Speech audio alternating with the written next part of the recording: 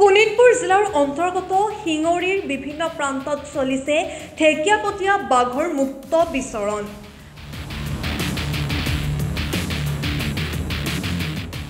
ৰাইজক সতৰ্ক কৰাৰ উদ্দেশ্যেৰে মঙলবাৰে দিনৰ 12 বজাত শিঙৰিত বন বিভাগৰ মাইকৰ জৰিয়তে ৰাইজলৈ সতৰ্কবাণী।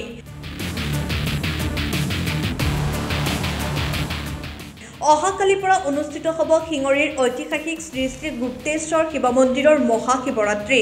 ৰাজ্যৰ ভিন্ন প্ৰান্তৰ পৰা লাখ লাখ ভক্তৰ সমাগম ঘটিব উক্ত মহাশিৱৰাত্ৰি মেলাত। ইপিনে মেলাৰ প্ৰাকক্ষণত অঞ্চলটোত চলিছে ঢেকীয়াপতীয়া বাঘৰ সন্ত্ৰাস। বাঘে হত্যাও কৰিছে পশুধন। সেয়েহে আজি বেনাৰ লগাই মাইক বজাই ভক্তপ্ৰাণ ৰাইজলৈ সতৰ্কবাণী প্ৰেৰণ কৰিছে বন বিভাগে। ভক্তপ্ৰাণ ৰাইজক মই এটাই অনুৰোধ জনাম যাতে শিঙৰি বনাঞ্চলৰ ভিতৰত কোনো ধৰণৰ নোসোমাই। তাত এটা ঢেকীয়াপতীয়া বাঘ আহি সোমাইছেহি ওৰাং ৰাষ্ট্ৰীয় উদ্যানৰ পৰা। মই সকলো ৰাইজকে এটাই অনুৰোধ কৰিম যাতে পাহাৰৰ ভিতৰলৈ নাযায়।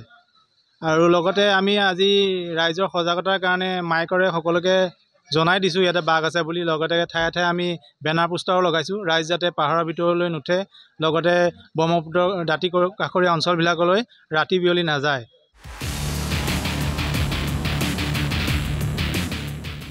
ঢেকীয়াজুলিৰ পৰা প্ৰশান্ত বৈশ্যৰ ৰিপৰ্ট, ৰিপাব্লিক এনি।